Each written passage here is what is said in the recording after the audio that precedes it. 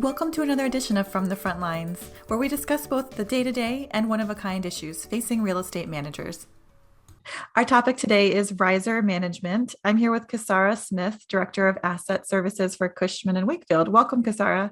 Thank you very much. It's great to be here with you today. Kasara, first, what is meant by the term riser management exactly? That is a really great question. We throw the term riser around a fair amount in property management, but in this case, it's the vertical pathway in which cabling for telecommunications and data travel from the demarc point to each floor of a building. And we see that, for instance, in our telecom closets. In terms of management, riser management is about maintaining, securing, and documenting the low voltage cabling equipment and services within the telecom riser system. I see. So what are the benefits of this riser management approach for property managers? Well, as you know, cybersecurity is becoming increasingly important for property managers, and we're on the front lines protecting our buildings and our tenants' critical infrastructure so we can make sure that tenants can operate in a good environment. We need procedures to be in place either by our company, like created by our own property managers, or outsourced to a company with the necessary technical expertise so that there's less risk of security issues and conductivity issues. It's also helpful to have procedures in place. I know from personal experience, because if sometimes tenants schedule telecommunication vendors to come out without notifying us in advance, and then that leads us to have to scramble at the last minute and find a building engineer that can escort a technician to necessary telecom closets and provide access. The problem with that is that we don't know the scope of work that the tenant has specified with this telecommunications vendor.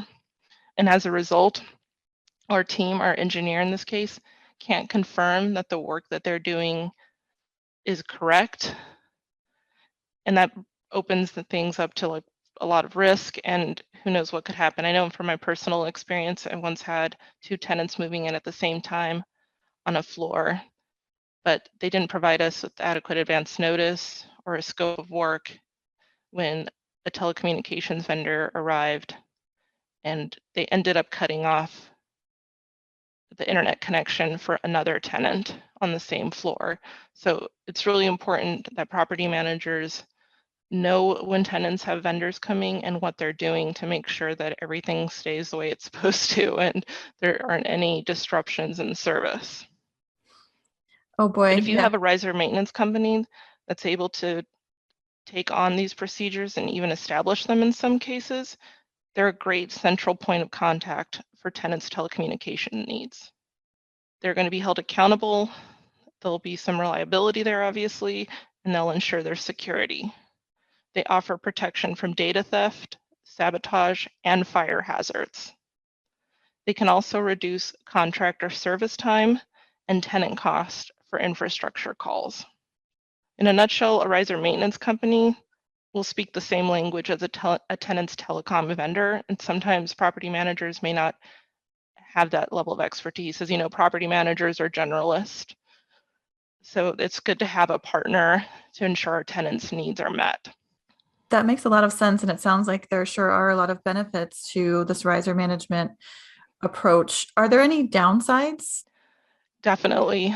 There's always a potential risk for a tenant satisfaction issue when you're working with a vendor and outsourcing certain services to them. A riser management company needs to be responsive and communicate with tenants. You never want your tenant to have to come back to you because they've never heard back from your riser manager. So riser management company is supposed to quote a job for a tenant, but the property manager needs to make sure that the company they select provides reasonable pricing and that they also complete these jobs efficiently and quickly.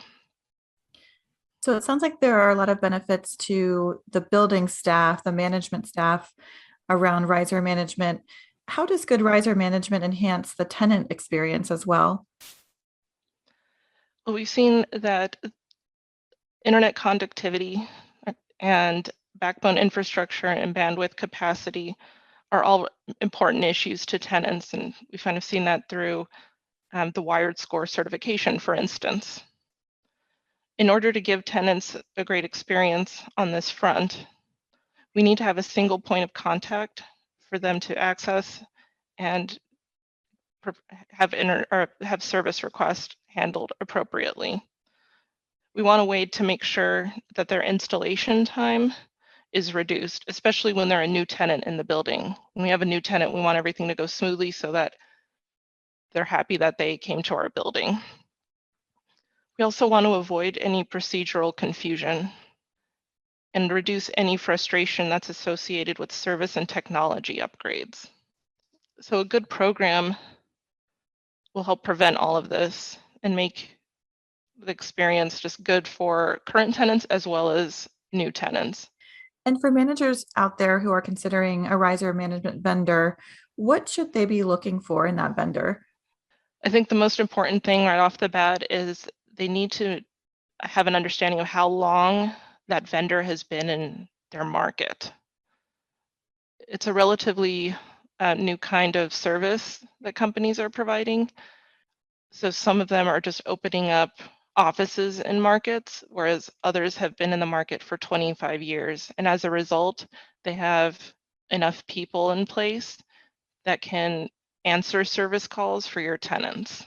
The last thing you want is to go with a new person in your, or a new company in your market that only has like 1 or 2 technicians because they're just trying to start up there. That's definitely going to result in those tenant satisfaction issues I mentioned earlier. Also, pricing is always an issue. Some companies just want to get their foot in the door and they won't charge a monthly or even an annual fee. Other companies also simply charge a one-time enrollment fee. And that enrollment fee depends on the level of service that you want for your building. The word of caution I have for property managers is if you have a vendor, like I mentioned, that will provide the service for free, sometimes they have to make up their money, somehow. So they'll end up passing like that revenue stream onto your tenants. That is, they'll overcharge them. And there'll be a hard sell to your tenants because they're trying to basically make money from being in your building since you're not paying them an annual or monthly fee. So that leads me to the next issue, which is you need to understand what their rate structure is. What are they charging you? What are you getting for that? Which is standard for property managers. We always want to understand what we're getting for what we're paying. But in this case, we also need to understand what services the riser management company can provide our tenants and what the cost is, especially in terms of labor rates. By having a riser maintenance company in your building, you should have a reduced rate. That is, your riser maintenance company should charge your tenants less than they would charge, than some other vendor would charge your tenants off the street because they're in the building, they know your building, they have the infrastructure documented, and they have that relationship. A riser maintenance company should also be able to present to you how they're more efficient in their methods to reduce labor hours and survey charges. This is vital to ensuring that they're going to keep your tenants happy. These are really good tips and best practices based on your experience. I think this will be really helpful to our members as they explore this relatively new and growing service that is available now in the industry. So thank you so much for your time, Kasara. Happy to help.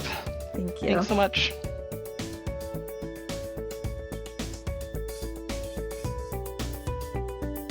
Visit irem.org for more knowledge to take on real estate management's most dynamic challenges. That's www.irem.org.